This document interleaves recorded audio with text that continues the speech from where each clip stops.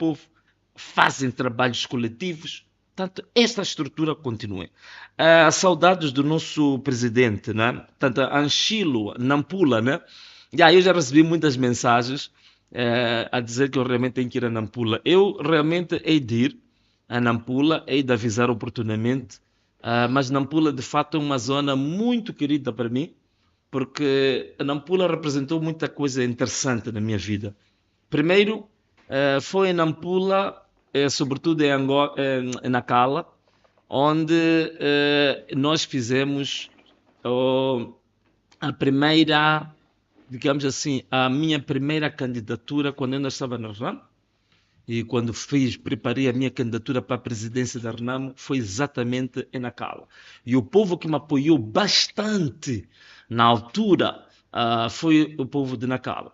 E também nas eleições gerais passadas, o encerramento da nossa campanha foi exatamente em Nacala. Foi um encerramento jamais visto. Quer dizer, são coisas que não sei, talvez daqui a 30, 40 ou 50 anos o povo volta a ver a coisa igual.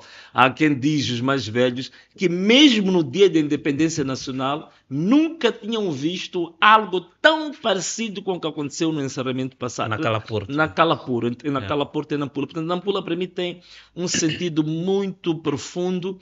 E foi em Nampula também, quando fiz uma visita depois das eleições, foi em Nampula onde começaram os primeiros baleamentos, os primeiros feridos, as primeiras pessoas mortas logo depois das eleições. Fiz uma visita lá que era para ir ver a delegação política, cumprimentar as pessoas, e a polícia atacou as pessoas, baleou as pessoas. Portanto, tem um sentido muito particular para mim, e eu garanto, muito proximamente, nós estaremos em Nampula. E é muito brevemente, não vou dizer agora uma data exata, porque isso envolve outro tipo de decisões. Está aqui o Cremildo e os outros que fazem parte, são os meus chefes. Os meus chefes são eles é que dizem, aqui não vai a hora X, não temos fundos, ainda não temos dinheiro, tem que parar. Então eles é que mandam em mim, mas eu acredito que nós muito brevemente havemos de ir a Nampula. Pergunta 2, Jeremias perguntou sobre os 100 dias das portagens. Sim. Graças a Deus, diziam que éramos malucos, que não sabíamos o que estamos a fazer, mas até agora, em linhas gerais, de fato, as portagens estão de acesso gratuito. E até o dia 27 de abril, portanto, já é proximamente. A ideia, qual é que é? É que nós queríamos provar que a cobrança nas portagens era uma injustiça para o povo. Que a cobrança nas portagens para um povo sem rendimento, pobre, miserável, sem emprego, estradas esburacadas, queríamos provar que não se pode cobrar as portagens nessas condições. Exato. E isso foi feito. De isto até o dia 27, isso foi cumprido. O que vai acontecer depois do dia 27? O que vai acontecer depois do dia 27, que nós queremos, nós já passamos a mensagem. Sim. Se é para voltar a cobrar a portagem, há que cobrar as portagens. Tem que se garantir o quê? Tem que se garantir que tenhamos boas estradas. O custo está sendo cobrado agora pelas portagens é exorbitante, é absurdo. Sim. E graças a Deus, se a gente quiser, aquelas pessoas perguntam, as medidas não foram cumpridas. Não, o próprio governo anunciou, né? O governo atual anunciou que estava a negociar com as concessionárias das portagens em relação ao preço das portagens. Portanto, significa que mesmo este governo colocado pelo Conselho Constitucional está a reconhecer que o que nós reivindicávamos estava certo. Exato. Eles próprios já estão a começar as negociações com as concessionárias. Esperamos que depois do dia 27 venha uma resposta agradável ao povo. Então, o que eu espero é que, de fato, eles reconhecendo, como estão a reconhecer, que as portagens são uma injustiça, depois do dia 27, tragam uma resposta que esteja de acordo com a vontade do povo. Isso nós esperamos. Desculpa de cortar, somente quero fazer um parênteses aqui. Às vezes eu fico um pouco preocupado quando pessoas... Diniz, Cremildo, Venácio, e agora? Essa luta não é para se pessoalizar. E é isto que também cria... O povo já mostrou que tem força suficiente. Já tentaram cobrar portagens usando a UIR e por causa da força do povo não foi possível. Então, essa questão de o que acontece até depois dos 100 dias, depois de um ano, o poder já foi devolvido ao povo. O povo, quando sentir que está-se a atravessar linhas vermelhas daquilo que é a justiça social, o povo já está em condições éticas, morais, intelectuais, políticos, para poder se posicionar. Até usando então, o povo vai se posicionar de novo até finalmente a gente conseguir. Só queria abrir esses parênteses aqui para dizer que o caso deixou de ser... inicialmente nós carregamos a luta, mas carregamos a luta porque ainda não tínhamos outros moçambicanos com, vamos dizer, a visão que nós temos. Sim. Agora nós já passamos a visão. Então, a luta é de todos nós. Desculpa, por favor. Não. É muito interessante o que está a dizer o Cremildo, porque, de fato, hoje em dia, uma das coisas que se ganhou muito com as manifestações que ocorreram, apesar das perseguições que passamos, os assassinatos, os sequestros, tudo o quanto aconteceu, uma das coisas que aconteceu, que é única, aquilo que diz o angolano, o constitucionalista angolano, o jornalista angolano, analista, ator, o William Toné, diz que o que aconteceu em Moçambique foi a devolução da política ao povo. Portanto, hoje, as pessoas têm consciência dos seus direitos. As pessoas têm consciência dos seus deveres. As pessoas têm consciência de que não são um simples objeto. São cidadãos plenos de direitos. Estes cidadãos, perante o Estado tem obrigações perante estes cidadãos de os servir e os servir da melhor forma. Hoje, o debate sobre o Conselho Constitucional, o debate sobre a CNE já desceu até para o Dumbanengue. Hoje, no Dumbanengue, as mamanas que vendem tomate no passeio, já sabem o que é o Conselho Constitucional. Que é uma medida cautelar. O filósofo, o professor Severino Guenha, uma vez ligou para mim e disse-me isso. Senhora Venâncio, eu estou aqui a passar numa zona. Eu estou muito admirado com isto. Estou aqui a ouvir uma senhora que está a vender a cebola no passeio junto à paragem. Ela está a dizer que o presidente dela é o Venâncio Magana, não é o presidente do Conselho Constitucional. Como é que essa senhora que vende cebola aqui no passeio sabe a diferença entre um presidente do Conselho Constitucional e um presidente eleito pelo povo? Quer dizer, este debate já começa a ser feito a este nível. Significa que a cultura cívica, a cultura política, a consciência cívica da população evoluiu muito. Isto já é muito bom. Daí aquilo que o Cremildo está a dizer. Também estamos na altura de fazermos o quê? De dizermos ao povo para também assumir a sua própria responsabilidade. O que nós queríamos não é um poder exclusivo para o Venâncio, não é um poder exclusivo para o Cremildo, para o Diniz, para que nós sejamos as estrelas, os one-man shows, como dizem. Não! Nós estamos a fazer a nossa parte para levantar a consciência, abrir os olhos, tirar a venda que estava nos olhos das pessoas. Para quê? Porque só assim que nós podemos construir um Moçambique do amanhã, não é? Muito boa. Então, temos o nosso irmão Rendinho, a terceira pergunta. Dizem que eu tenho 1 minuto. Yeah. O Rendinho fala de ter problemas, não confiar muito no regime. Sim, tem toda a razão. Tem toda a razão. Nós temos muitos casos que já aconteceram ao longo desse tempo, não só do presidente da Câmara, muitas pessoas que a gente sabe que posicionaram-se de forma firme contra o regime, foram assassinados, foram envenenados, outros desapareceram. Temos muitos casos desses. Então, eu tenho consciência disso, sei o perigo que isso representa, mas eu digo uma coisa, meu irmão. Se eu tiver totalmente medo disso, então significa que é mais 5 anos, 10 anos, 30 anos, sem que ninguém se ofereça a lutar pelo povo.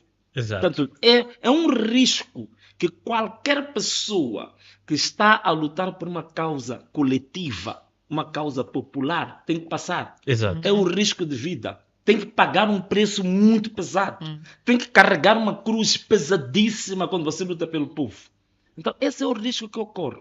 Mas ele tem razão, que é preciso ter cuidados, todos isso. Eu agradeço imenso também. não é? É por isso que nós vimos o Diniz, de outra vez, o Mutola, quando foram ao Conselho Constitucional, o Diniz queria beber a água, o Mutola apertou-lhe a mão, disse que não bebe essa água. Então, eu agradeço imenso, mas é um risco que temos que passar. Até às vezes o risco de sermos mal entendidos, de chamarem-nos nomes. Eu tenho mais de 20 anos nesta luta. Quem não conhece sabe que eu não venho de hoje. Algumas pessoas, talvez, sobretudo os miúdos, hoje que fizeram 18 anos há pouco tempo e voltaram agora. Eu estou há 20 anos nesta luta pelo povo. Eu, quem me sabe, já... Quando ainda tinhas careca e... Sim, nessa altura não usava esse lindo cabelo. Então, nessa altura, eu lembro-me as lutas que eu fiz em defesa dos mercados, que irão fechar vários mercados, os campos de futebol, já tive programas de denúncias, denunciei várias coisas, alguns casos resolver. Isso vem há mais de 20 anos fazendo esse trabalho. Então, eu sei o risco que eu corro, eu sei a situação que estou a passar, mas às vezes... há determinadas atitudes, algumas pessoas que não conhecem a história, mas Venâncio traiu o povo, não sei o que, não sabem. Eu tenho mais de 20 anos que eu vivo uma vida quase como um passarinho na gaiola. Eu não posso sair de qualquer maneira. Hoje eu já não posso ir às festas, eu já não posso ir à praia, também enjoyar a praia. Então são essas coisas, o preço que você tem que pagar quando você tem que lutar por uma causa comum, né? Então os processos contra mim, ainda estou a falar do Rendinho, sim, até este momento que eu estou a falar, ainda não foi retirado nenhum dos processos. Todos os processos estão aí. Nós solicitamos que tinha que haver um calendário em relação a todos, não só os processos contra Venâncio, mas as pessoas estão detidas hoje, que são mais de 5 mil pessoas, que tem que haver, neste momento, um tratamento, porque aconteceu no âmbito de manifestação de um direito fundamental. A manifestação, eu gostava de deixar muito bem claro aqui. Eu tenho ouvido aí muitas coisas a condenar as manifestações criminosas, manifestações ilegais. Não. Isso temos de deixar bem claro. As manifestações feitas pelo povo são manifestações legais, são manifestações que tiveram motivo de acontecer e são manifestações que são defendidas pela lei. E se for necessário, pode acontecer de novo. Manifestação não é um problema absolutamente nenhum. Exato. Agora, a questão que se coloca aqui é se você disser destruição de bens privados, bens públicos, isso é outra coisa. Mas a manifestação em si é um direito fundamental. Olha lá, se num país não houver espaço para as pessoas se manifestarem, que tipo de país é esse? A manifestação, ela é legal por quê? E por que ela é defendida pela Constituição? Porque o povo tem que ter um tubo de escape. Quando o povo já não aguenta, com fome, com miséria, com injustiças, tem que ter um escape. Então a Constituição dá um escape a dizer assim, quando você já não aguenta, você tem um direito... Só para aproximar o microfone. Mas eu gosto desses microfones. O que não gosto são aqueles microfones que parecem um braço. Aquilo parece que há um guindaste aqui dentro do estúdio. Então estes aqui são mais agradáveis. Mais elegantes. Então, olha, são exatamente mais elegantes. Então, a manifestação é um direito fundamental. Ninguém começa a pensar porque se manifestou, cometeu um gravíssimo pecado na sua vida. Não. A manifestação é um direito fundamental, não é? Então, significa que estes processos todos, essas pessoas estão detidas, essas pessoas foram presas essas pessoas têm que ser libertas. As pessoas têm que ser libertas. É este o acordo, uma das questões que eu falei diretamente com Daniel Chapo, olhos nos olhos, sobre a necessidade de libertar todas as pessoas que foram detidas, que têm processos no âmbito das manifestações. E que ele concordou. E eu digo isto, olhos nos olhos, olhando para a Câmara mesmo. Ele concordou em absoluto comigo que essas pessoas têm que ser libertas. Ele concordou. Então, a aprovação do partido. Bem, o partido Ana Malala. É um projeto político como qualquer outro. E uma das coisas que nós colocamos é o seguinte. Aconteceu tudo o que aconteceu, nós dissemos que vamos apelar que não haja violência de ambas partes. Violência da população contra a polícia e também não haja violência da polícia contra a população. Quando nós chegamos à conclusão que vamos parar todo tipo de violência, o que é que a Constituição e a lei permite para que nós continuemos a participar ativamente em termos políticos? É a partir de instituições políticas. Sim. Então, a constituição do partido visa o quê? Visa exatamente continuarmos a fazer a nossa luta dentro do espaço democrático, dentro daquilo que a lei permite, mas continuamos a ser ativos no país. E Exato. isso a Constituição defende, a Constituição dá cobertura e nós apresentamos toda a documentação necessária e todos os requisitos para o nosso partido ser aprovado. Exato. Agora, se o partido não é aprovado, significa que vai ser, pura e simplesmente, uma perseguição política, vai ser, pura e simplesmente, violação de mais outro direito. Porque isto faz parte dos direitos fundamentais, chama-se de direito de participação política, que está na Constituição da República. Significa que vai ser uma violação de um direito. Se um direito é violado, o que a Constituição diz perante a violação de um direito? Nós temos o direito de recorrer, quando há uma violação de um direito, temos o direito de reivindicar, temos o direito de manifestar, de resistir, temos o direito de resistir. Então, isto tudo é que a própria Constituição nos confere. Sim. Nos confere. E nós esperamos, se realmente se quer um cenário de paz, se quer um cenário de reconciliação, então que nos permita, nem permitir, porque não é nenhum favor. Porque as pessoas às vezes dizem isto. Mas vão permitir. Não tem que permitir. O que é isto? Não é um favor. Não é uma generosidade. É um direito. Como você acordar de manhã e respirar o ar, né? Absorver o ar, respirar. Respirar é um direito fundamental. Ninguém pode vir dizer, Cremildo, o governo está a fazer um grande favor de te permitir você respirar todos os dias. Não. Respirar é um direito fundamental, um direito natural. Inevitável. Inevitável. Então, ter partido político, ter uma instituição política, ter uma associação, é um direito fundamental. Aliás, são os ganhos que nós tivemos, graças a Deus, da luta da maior lenda da luta democrática em Moçambique, que é o presidente, o ungido do senhor, como dizia Olivino Dias, o general de 5 estrelas, Macacho Marceta Dhlakama, né? Então, o nosso presidente, Afonso Dhlakama, é Afonso Macacho Marceta Dhlakama, assim bem dito.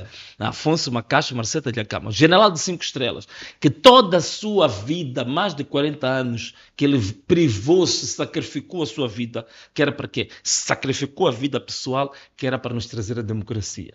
E uma das coisas que a democracia trouxe é a participação política. A possibilidade de qualquer pessoa poder abrir um partido político e participar ativamente. Porque não se pode coartar isso. Outra questão, Jorge. Antes de passar para essa, não sei qual é a minha câmera, eu quero tranquilizar a todos que nos acompanham que, em termos de organização do processo do registro do partido, tenho a certeza absoluta que foi tudo minuciosamente, perfeitamente organizado. Passo aqui a repetição, que não há absolutamente espaço nenhum para vocês ficarem preocupados quanto a essa questão. Vocês sabem que nós somos conhecidos pela tamanha organização nos nossos processos. Então está tudo organizado, incluindo até a questão do nome, que as pessoas... A Ana Malala pode chumbar por causa do nome, etc, etc. Tudo isso foi devidamente analisado do ponto de vista legal. Não há cobertura nenhuma, portanto, só para fazer referência, porque muitos até comentam de forma constante sobre isso, fiquem tranquilos que o Ana Malala é uma realidade. Sim, mas não, a propósito do nome, uma das coisas que nós falamos em relação ao nome é que Ana Malala tornou-se uma marca. Ana Malala hoje é uma marca. É por isso que nós próprios registramos a marca. No Instituto de Propriedade Industrial está registrada a marca Ana Malala e foi aceito o registro da marca. Essa marca já foi aceita. Portanto, o Estado reconhece a marca Ana Malala. É uma marca. Portanto, hoje já não é uma palavra macua só. Hoje já é uma palavra moçambicana. Como, por exemplo, uma palavra como canimambo. É uma palavra moçambicana. Não é para os maxanganas ou os falantes do Tsonga dizer que essa palavra nos pertence. Não, canimambo pertence aos moçambicanos. Seja a pessoa está em Nampula, está em Cabo Delgado, está em Matutuine, canimambo é palavra que pertence aos moçambicanos. É como a palavra maningue, né? Diz maningue nice. A palavra maningue é uma palavra moçambicana. já não pertence à zona centro, norte ou sul. É dos moçambicanos. Eu sempre falei, Ana Malala, a falar em inglês. Sim. Então, Ana Malala hoje é uma marca, é uma palavra que foi adotada e foi dado um significado diferente. É por isso que hoje as pessoas quando se cumprimentam, te dizem Ana Malala a cumprimentar. Então, ganhou uma nova significação. Aquilo que linguistas chama-se ressignificação. Portanto, não tem nada a ver com... Eu vi muita gente aí a falar sobre o nome, porque levanta o ódio, não sei o que. Isso é fantochado. É uma interpretação depois falaciosa, totalmente deturpada. Não tem nada a ver. Portanto, não há problemas nenhuns. Temos todas as condições para o partido ser aceito, ser registrado e fazermos política normalmente, como também, qualquer outro partido. Por mais que possamos atribuir o significado de, como dizem, né, vão acabar, seja aqui, sei lá. Sim. Se a pessoa estiver a fazer o bem, a não roubar o povo... Não vai acabar a corrupção, vai acabar a fome, vai acabar o roubo de votos. Exato. Quem faz o bem não tem por que se preocupar com a Ana Malala. Então, aqui a quarta pergunta do Jorge. Tem a certeza que a Frelimo vai cumprir o seu acordo? Eu espero que cumpra. E desta vez é preciso ver uma coisa diferente. Antes, havia um grupo que pegava armas, entrava no mato e começava a disparar quando o acordo não fosse cumprido. Agora não há ninguém com armas. Estamos dentro da cidade. Estamos a andar por aqui dentro. Se não se cumprir o acordo, se não se cumprir, não se respeitar essas questões que nós colocamos em defesa do povo, logicamente que o povo também tem que repensar as novas formas de resistência. Eu tenho que ser sincero quanto a isso e direto. Se não se cumprir o acordo, logicamente, não resta outra coisa senão o direito à resistência. E desta vez a resistência é diferente, porque a resistência está dentro das cidades. Ninguém há de ir ao mato, ninguém há de ir pegar arma para ir ficar em Gorongosa, ser mordido com mosquitos lá. Não. Vai ser aqui. Vai ser dentro das cidades, vamos ter que resistir. Não, isso tem que ser sinceros e claros. Eu não posso dar voltas quanto a isso. Né? Filipe, será que ainda vais governar? Eu acho que estou a governar. Filipe, você não acha que estou a governar? Veja só, portagem, eu disse para não devemos pagar portagem, nós estamos a pagar portagem. Eu disse que tínhamos que retirar o IVA de muitos produtos que não tinham IVA, isso também foi feito. Eu disse que precisamos de um projeto de habitação para os jovens, já foi inaugurado agora um projeto de habitação para os jovens, não da maneira como nós queríamos, mas foi. Dissemos que queríamos um fundo para a recapitalização ou para ajudar o setor privado que sofreu durante as manifestações, já existe um fundo de desenvolvimento local.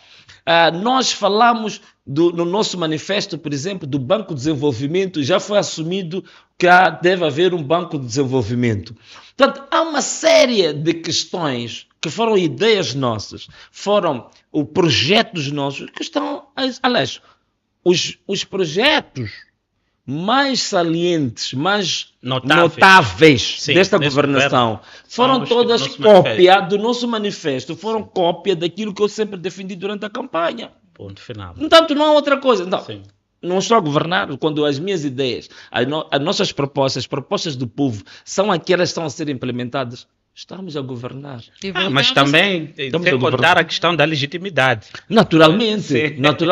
Porque, veja só. É o único com legitimidade, líder reconhecido. Não, veja só, as pessoas que estão a pedir para que eu vá visitar e dizem que estão com saudades. Eu nunca ouvi um outro presidente a dizerem que estão com saudades dele a chamarem para lhe visitar. Pelo contrário, até às vezes quando vão visitar as pessoas fogem.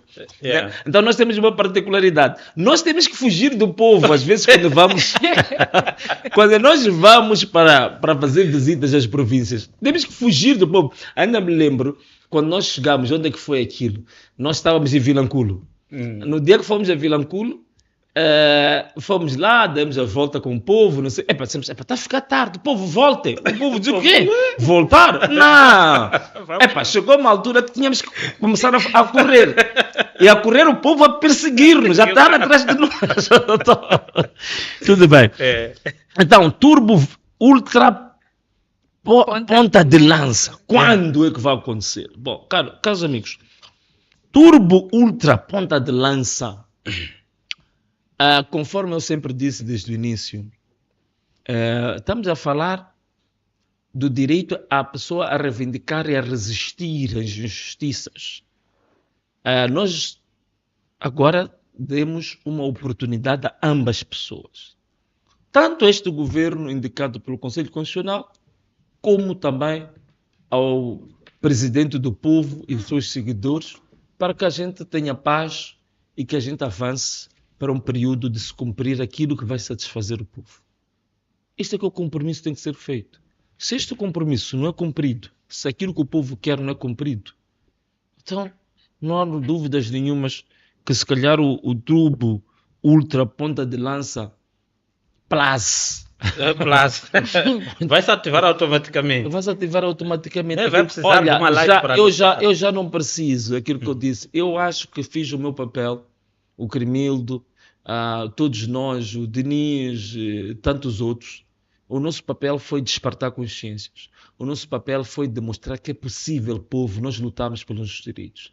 Claro que há danos que se causam. Há pessoas que morreram, há pessoas que foram baleadas, há pessoas que foram detidas. Ainda me lembro num programa, num podcast, num programa angolano, alguém me perguntava: mas então você fez essas reivindicações todas para mover? Está a ver que há pessoas que morreram? Como se quisesse culpabilizar o Venâncio pelas pessoas que morreram. A pergunta que eu fiz a essa pessoa, eu perguntei: também, posso fazer uma pergunta? Ele disse sim. Eu perguntei: quem matou essas pessoas?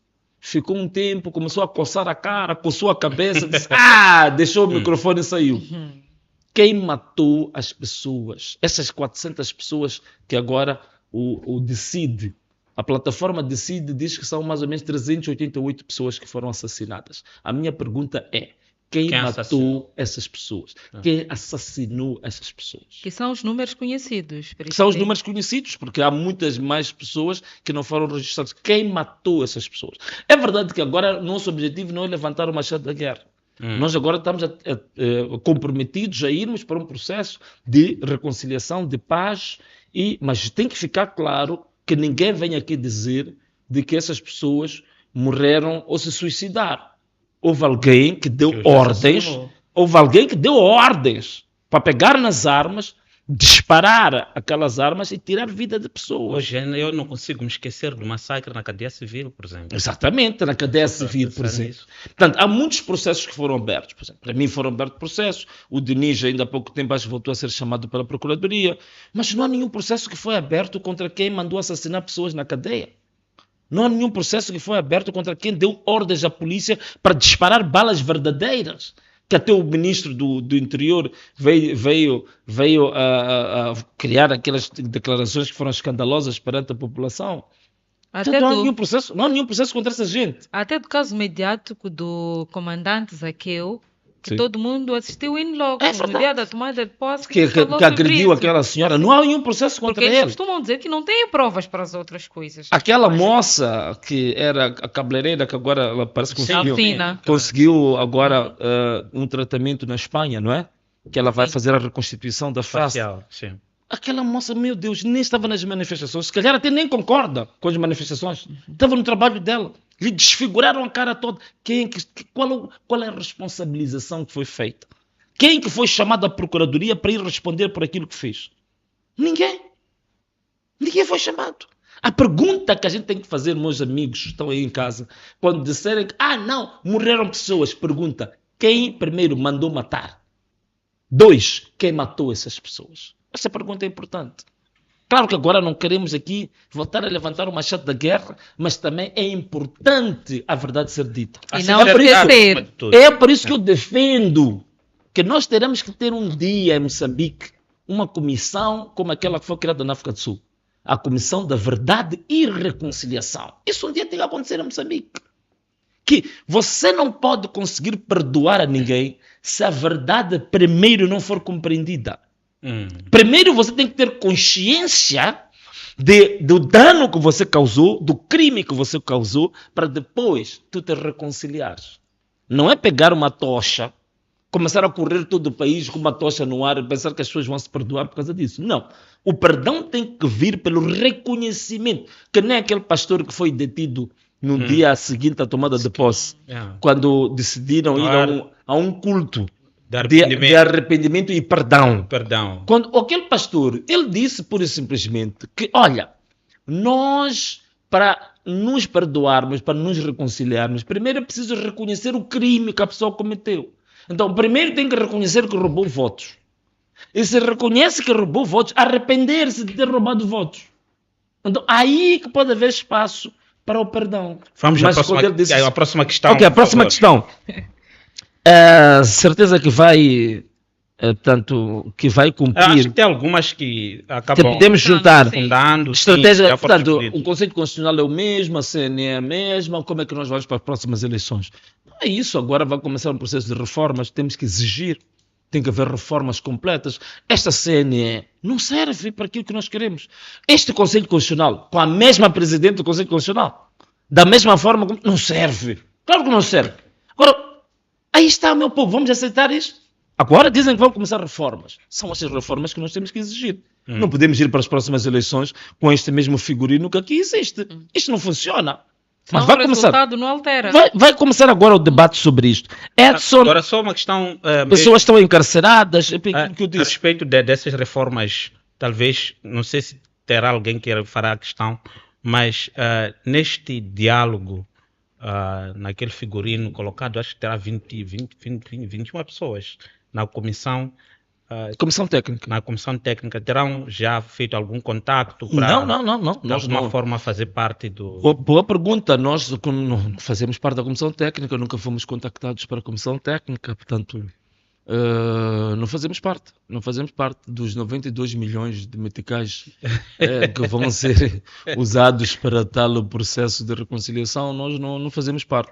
Mas nós, como povo, é daí mesmo que nós queremos constituir o nosso partido, porque queremos ativamente apresentar as nossas questões, debater isto, provocar o debate sobre essas matérias, mostrar o nosso posicionamento sobre as nossas matérias.